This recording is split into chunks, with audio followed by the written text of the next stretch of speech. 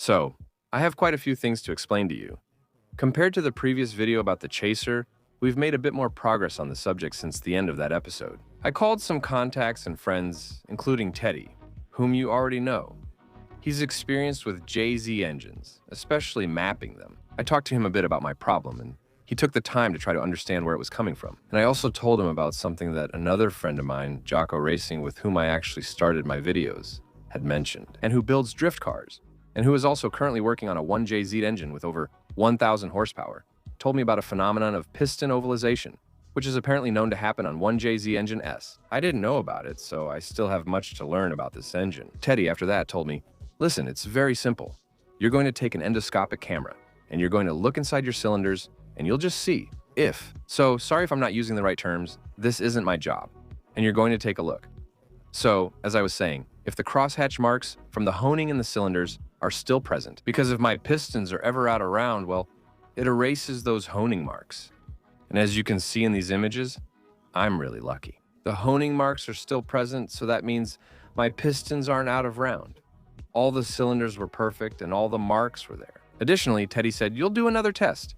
This time, you'll test your cylinders under pressure.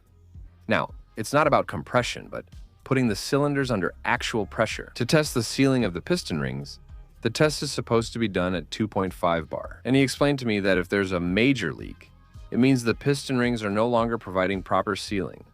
And if there's a slight, but very slight leak, barely noticeable, that's fine. Because later, with the oil film and the expansion of the metals, anyway, I guess that's what it's about. So we did the test at 2.5 bar and at 2.5 bar, both needles didn't move perfect. I didn't even have the slightest loss. There was nothing at all. We even pushed the test up to 4 bar just to be sure. And at 4 bar of pressure in the cylinders, the needles didn't move either. So, really good news. My piston rings aren't dead and they're still doing their sealing job, especially after 200,000 kilometers in 25 years. Honestly, it's beautiful. He also asked me to do another test. I'll show you the video directly, it'll be more explanatory. Alright, now that we've done the pressure test as the car was, Teddy told me to do it again. I'm doing the engine compression test again, but look, I have a picture here.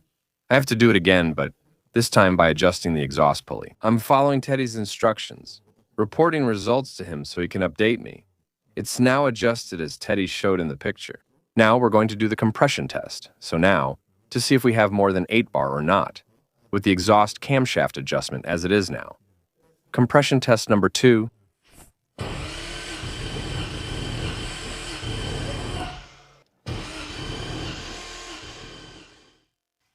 The compression test is done, we're still at the same stage.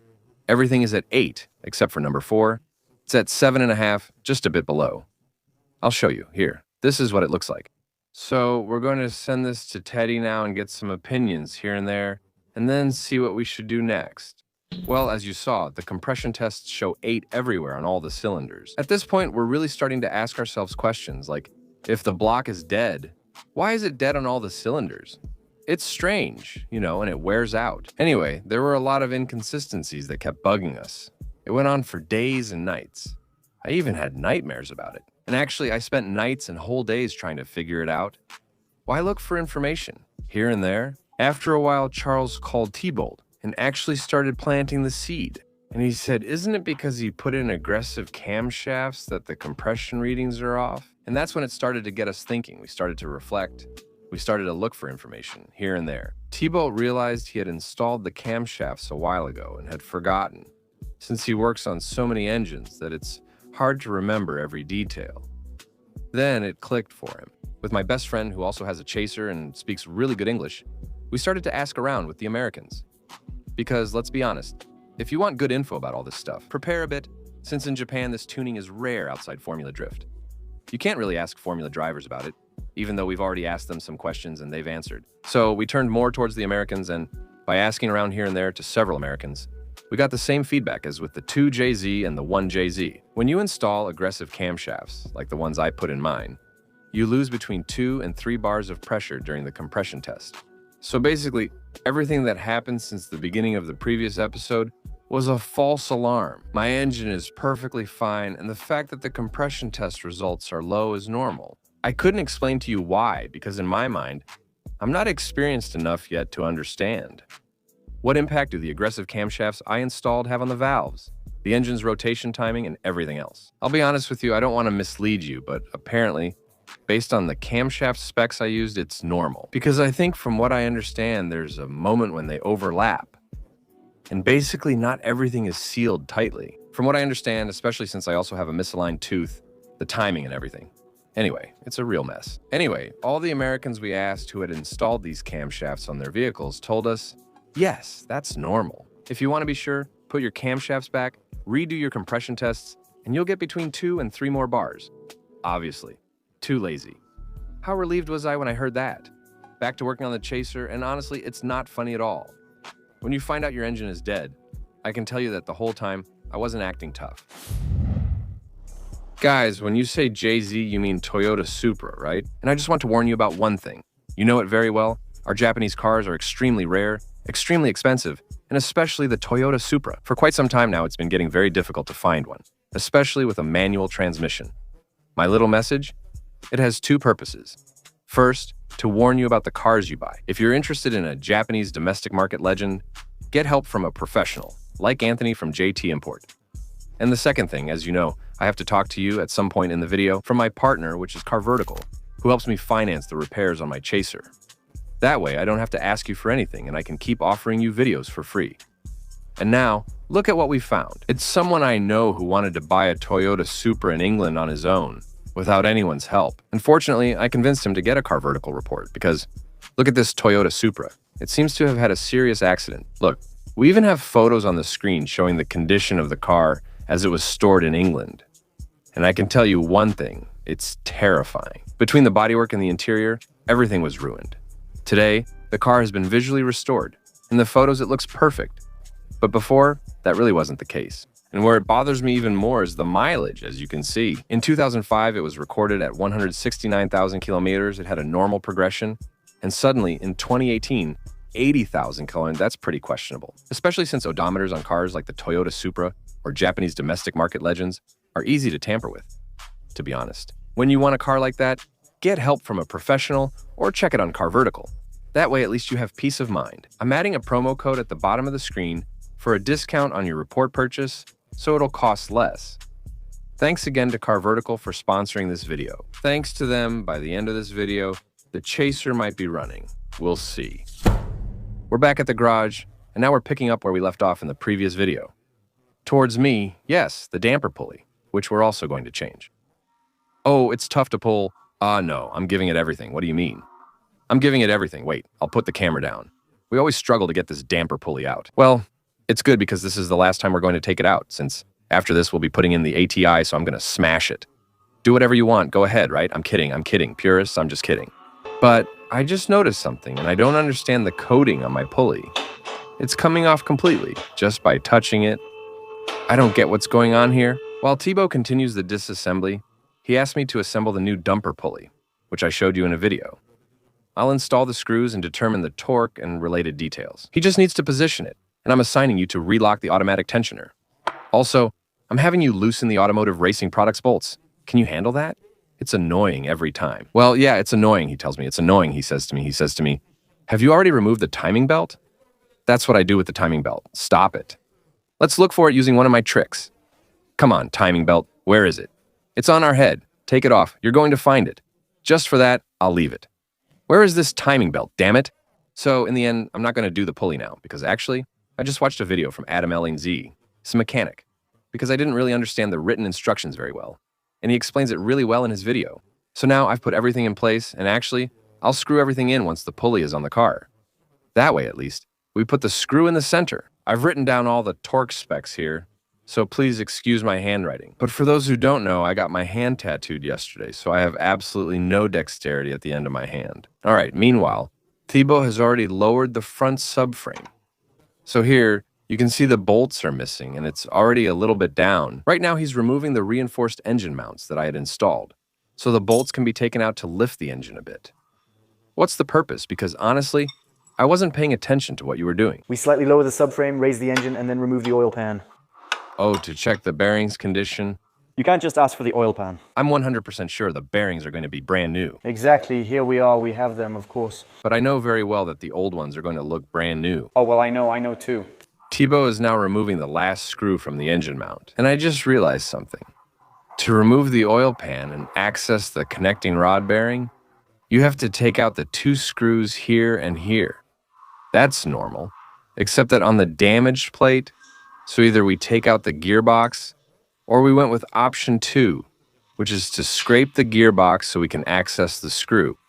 That's going to be a pain, but it'll still be better and more permanent than dropping the gearbox.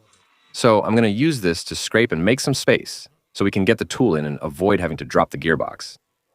That's it. I'm done scraping and the screw's coming out. It's unscrewing, so I'll show you how I scraped it. So I went at it with the router and the grinder there. At least now we can remove the 2 screws without having to drop the gearbox. In the future, it'll always be better, and it has no impact since the gearbox cavity was completely hollow. Meanwhile, Tib removed the cover and look, we can finally see the inside of the JZ. So now in a few minutes, we're going to remove the cover to access all the bearings, take them apart, and see what condition they're in. Thinking that in the end we might not have needed to change them, but we're going to change them anyway.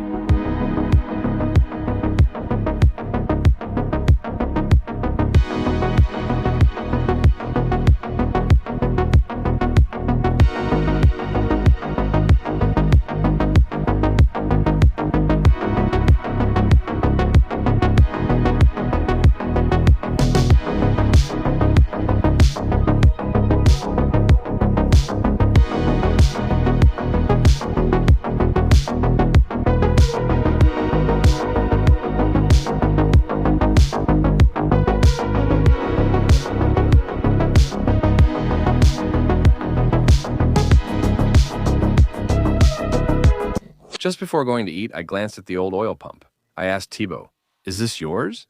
And just by looking at his face, I realized it wasn't. I glanced at it and noticed a little screw was loose, even though he had just put it on. I was surprised it was him too. The problem is, it unscrews by hand. Oh yeah, it came unscrewed. This one too, right? It's not flush anymore, it's crooked. So that's it, my oil pressure loss was coming from there. What? For sure, you're losing the seal here. How does something like that even happen? Because you put in more breakers that snap hard, you know, the vibrations, the revs, hold on. But it actually unscrews the oil pump bolts, so the oil pump itself is fine, actually. Right, but here. Okay, well, normally the next one is fine. It's been redone, it's done at another place, and everything should be good. Yeah, anyway, it's already planned, reinforced, and damn, it's tough, but knowing that with the original pump and oil on prepared ones. And even then, it's better to unscrew. Apply Loctite since nothing is original. It's tightened to spec, but that's minor compared to what we use now. Well, there you go. I actually wanted us to open it up to find out where the problem could be coming from. Well, now I have my answer. And you're here, and you're here. Between him and Nico, I can't stand this music anymore. Back after the lunch break. So, we're continuing to take apart the JZ. What are we working on now? We're checking the bike's side plate to ensure it's fine, and it will be. I reinstalled the oil pump and timing belt, then worked on the bearings. There we go. We'll do the bolts and bearings. I'll show you some of the inside, even if you can't see much, and it's not very useful. I'll clean everything up so we can put it back together properly, since we need to redo the whole gasket. So, sealant on the first cover, then on the second one here, and Thibaut is calmly taking his measurements. Don't ask me how it works or what he's doing, I have no idea. I'm on my tiptoes, I'm bored out of my mind. Yeah, it's because you're short, huh? It's a hassle. Let's lower it here. It's holding, lower it there, but still, let's get back to the oil pump. It's incredible to see that there were 2 screws loose, including this one that was almost about to fall out. So, that's confirmation. That's really where my oil pressure loss was coming from. They actually almost all came loose, so it must have been leaking from the screw. The advantage now is that not only has it been redone and reinforced, and the screws? I won't show you now since he put his screws in front to keep them organized, but I'll show the back later. We saw it at the start of the first episode, I think. The screws have been replaced with others using Loctite, the inside has been reinforced, everything has been machined. Computer numerical control, so normally, with this one, all he has to do is install it and put everything back together. Well, Thibaut wanted us to check the crankshaft in place, so that's done. I managed to find the information online. It should be between 0.2, 0 mm or 0.2, 0.08 inches. between 0.2 and 0.22. And here, we're at 0.09. 0.09. 0.09. Not even 0.10, we're at 0.09, so we're more than good. We're halfway within tolerances, but it's surprising. There you go. It was made of wood too soon. That's all good. Well, already, that's one good thing done.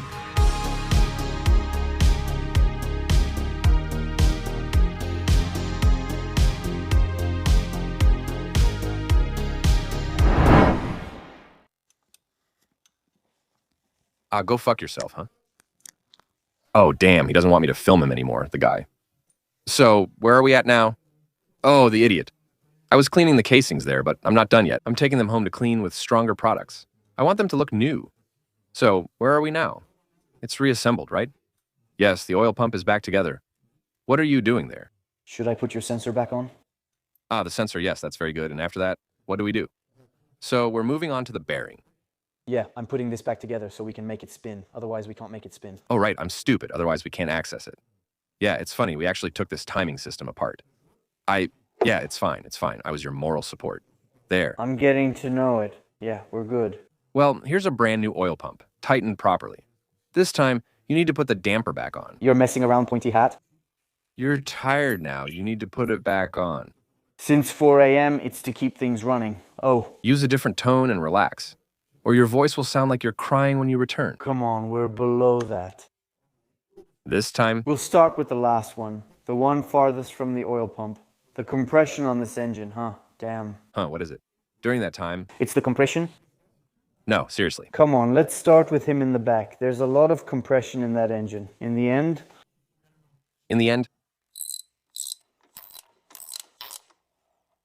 what is it? You tell me. what am I saying? Damaged or not damaged? Not damaged. New. I know this might sound silly, but it's clean here for you. So, they're perfect. It's not new, but you see it's been used? Yeah, there are some signs of wear. Okay, yeah, there are marks that aren't gone. But there are signs of wear. You know, it's got 200,000 on it. No, it's not nice, you see. It's nice here, so... When the first film goes away like that, See... that's called the regal. yes, yes, this one has a mark. Indeed, at least we're not taking it apart for nothing. It'll go in the box. Bushing. Here's what we're adding, as I showed you. Can I use my fingers to pick them up? Yes, but don't put your fingers inside, okay? And you don't want to drop it either. Okay, what does it look like? It doesn't look anything like a regular pad. So, thanks again, Speed Specialties, for sending this to me with lightning fast speed and at a more than fair price. We'll calmly install this in standard code. He had a question and asked me, but I couldn't remember since I ordered them so long ago. We're reinstalling them with Automotive Racing Products bolts, which is good. Actually, the Automotive Racing Products bolts, I had normally put them here with a new oil filter. There we go. That's him, Speed Specialties. Thank you so much. He's also the one who sold me the Automotive Racing Products bolts, and same thing, I received them very quickly. Here, I'll put them there for you with the bearings. Notice how much larger the holes are on the King Racing ones after machining. Oh, damn. Oh, yeah, that's better. Well, yeah. These bearings look nice. Well, normally that's what everyone recommended to me. Everyone shows this. Apparently, it's either Toyota or this. So if everyone? If everyone. Everyone I've talked to, at least GZ owners, especially about the bearings. They told me when you change them, King Racing is the way to go. You can't go wrong. How could I go wrong? Where are the screws? Well, you're a beginner, and they're here. Quickly cut with the knife and get the torque out for me instead of filming. You'll get the torque out for me. No, don't mess around filming me in a big zoom.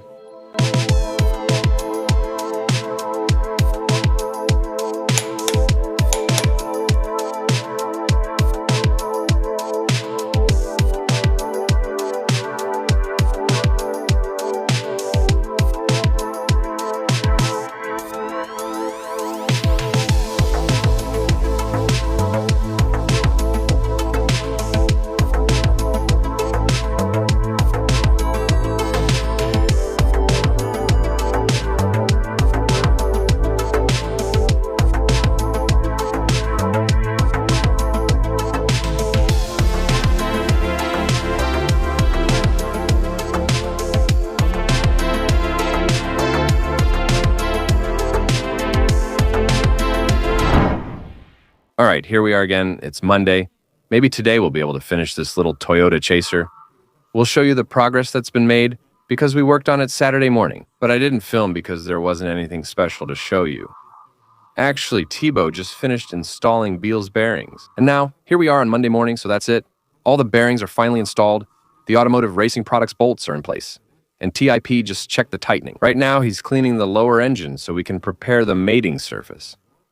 I cleaned the crankcases again on Saturday morning when I came in, so that's all good now. The mating surfaces are good. We just need to place the gasket directly on them. Everything is torqued, everything is checked, everything is fine.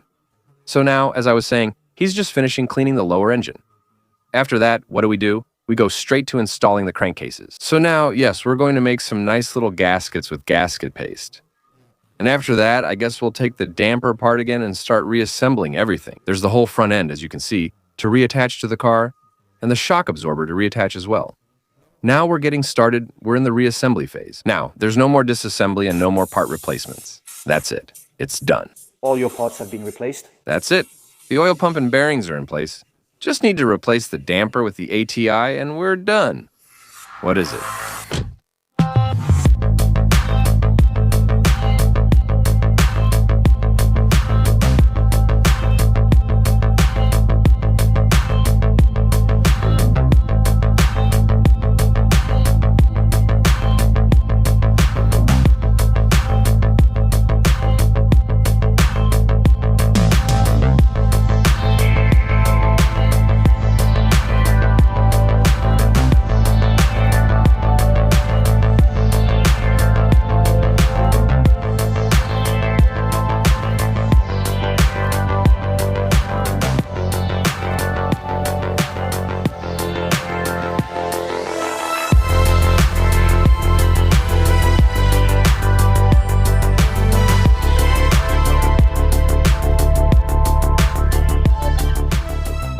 There you go. You just sealed the rod bearings for life. You just told them. This Jay-Z will be your tomb. That's it. For life, they'll be sealed in there. They'll never come out. This Jay-Z will be your tomb. Okay, that's it. We're nearly done reassembling and taking it easy. Thibaut is finishing up over there. What's that? I can't remember the name, but it's the part that controls the compressor in your air conditioner. Yeah, right, but here I'm putting it back together like on the air conditioner compressor. Here you go, all done. The cover and seals are finished. This afternoon, he has a client for headlight work and keeps asking me to take mine apart. Seriously, they're messed up. I initially wanted to just sand them down, but his technique, which I've shown in several videos, actually works well. The issue is, there's always a bit of clear coat left. Drips on other cars I've worked on aren't a big deal, but I can't allow that on the Chaser. With the price of... You'll sand it with fine grit and polish it. There won't be any more drips. You'll handle the paint, but prioritize your client's cars first. That way, I'll put it on and start scraping. There you go, that's it, right? So I'm taking apart the headlights so we can redo them like this. At least we'll give them a fresh shine and it'll look much nicer to see. That's it, the Chaser's lights are disassembled. Now we'll work on the small one. You know the trick. I've mentioned it in several videos. I'm going to sand the headlights with different grits, then I'll dry and clean them well. A coat of varnish with the 2K spray, and normally after that, they're good for another 10 years. You're not bothered anymore? It's true they didn't look very nice. You see, they're not too yellow, but they're actually dull. So this really won't hurt them, especially since they're blacked out. It's really beautiful, and brand new Chaser lights look amazing. Subtitles by Société Radio Canada. The headlight restoration didn't actually go as it was supposed to.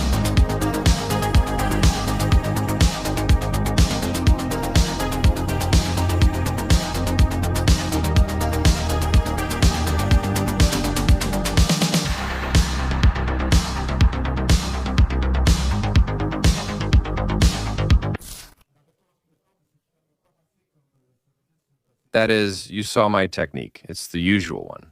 I sand, I varnish, and then it's done. That's it. This time, the varnish reacted badly. I'll show you a photo. The varnish exploded, crystallized, and cracked. Because actually, Thibaut told me that if you use this technique on a headlight that has already been polished before, it's possible that the varnish will react to the polish. I forgot that I polished the headlights when I got the car a year and a half ago. So I decided it's no big deal. I'll just buy 2 new headlights and take responsibility. It's $2,500 for 2 new Toyota Chaser headlights. That's when I started sweating. I thought I'd look for the shells. You can find the shells. They're $300. But unfortunately, They're Chinese shells, but that means opening up the headlight and closing it again. And when you do that, we all know you end up with moisture inside the headlights, and that's a lost cause. In a hurry, I told myself I had to find a way to restore these headlights and avoid buying new ones. Who? I called my friend Seb from Provence Outerenov. We're at his place where he just finished the headlights and sent me photos. I'm not ready for the results. Even with clear coat, I couldn't match what he did. All right, welcome to his workshop. I haven't even looked yet. This is the first shot. We'll see together. So, the result. You worked fast, man. Wow. There, I tried to do my best. Oh, wow. Oh, yeah, that's impressive. Oh, yeah, you really nailed it, man. The mess I left you with, you really nailed it. Oh, yeah, well, actually, it's like new, right? Explain what you did, since I sanded one for you and left the other raw. Yeah, I sanded it quite a bit, 240. I had to go up to 2000, then I polished it, and after that I put on a paint protection film, protective film. You told me to remove the pigtails I made myself while sanding. There were still a few small pigtails left that I managed to fix, but it's true that there was a really heavy, rough sanding, yeah. I had to remove the varnish, yeah, so... It was a nightmare. I also saw that it was sturdy. The varnish there. Ah, it's new. I work with Skyfall. They really have quality products, especially for films, so it's self-healing, you won't have any impact. So that means if I get hit by stones on the headlight, it repairs itself. Absolutely, that's self-healing. Damn, that's crazy. If there are major impacts, we remove the film. Is it okay if I touch it after putting on another one? Of course, you can't feel it because actually I cut it right at the light. What?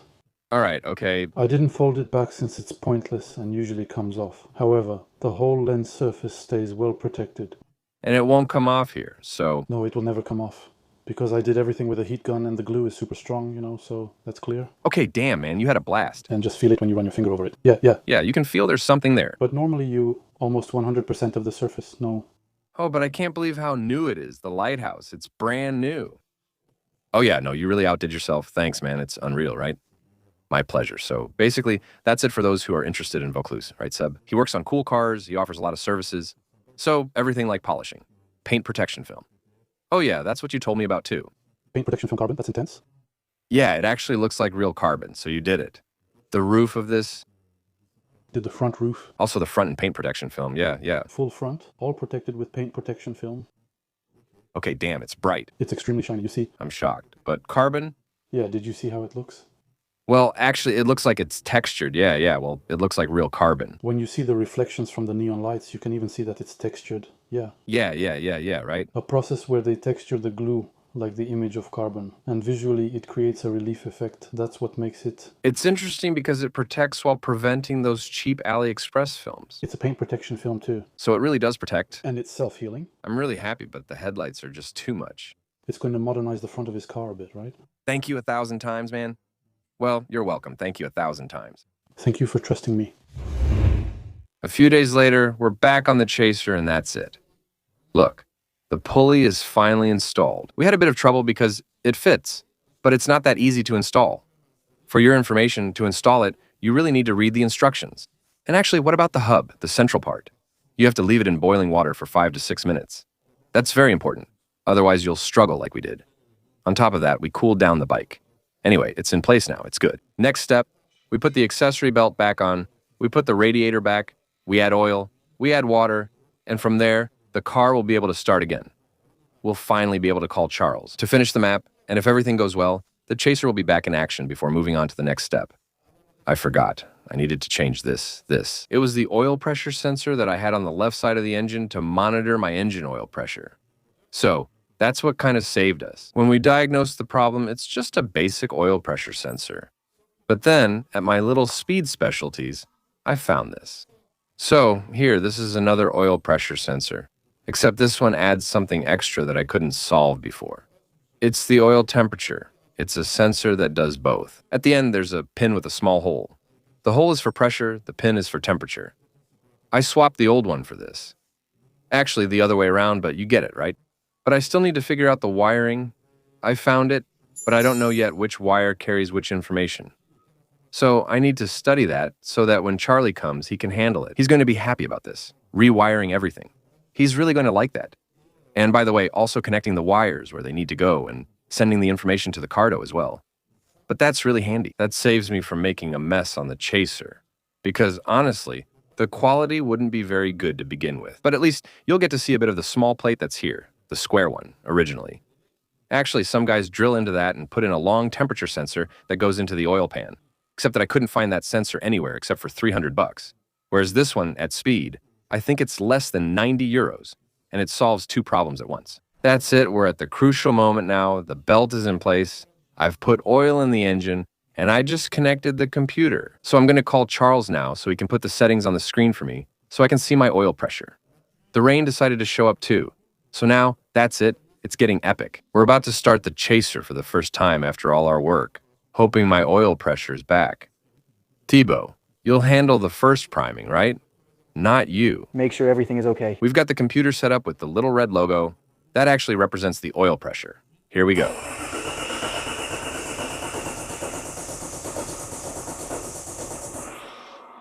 As for the engine, it looks good now.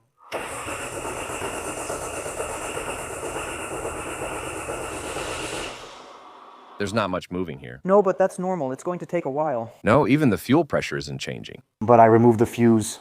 Oh yeah, I'm stupid. Don't start it. I'm stupid. I'm stupid. The point is to move forward before starting. I'm so stressed.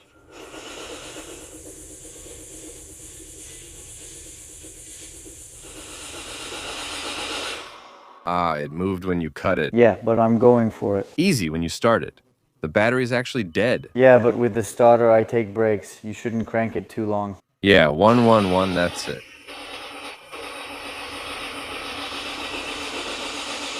So now, it's good. We know our system is primed. There are 3 bars. Yes, there. We know our system is ready. We're not taking risks. We have pressure, and you must always check that before starting.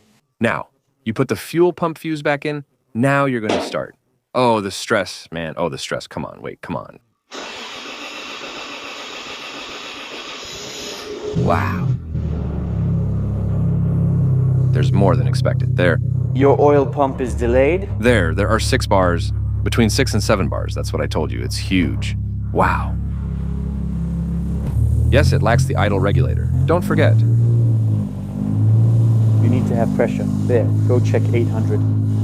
There are 7 bars. So we have 800 kPa. So that's 7 bars minus the 100 of atmospheric pressure. See.